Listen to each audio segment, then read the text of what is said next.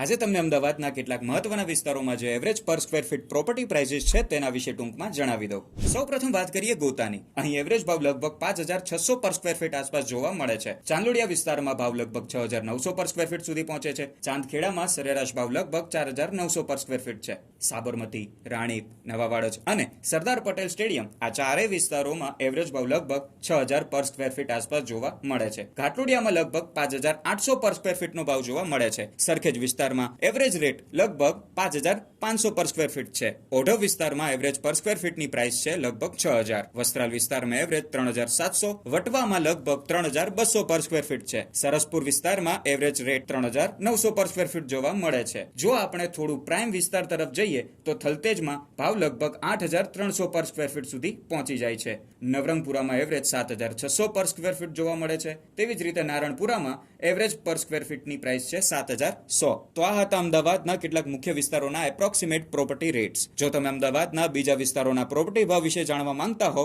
તો કમેન્ટમાં જણાવજો.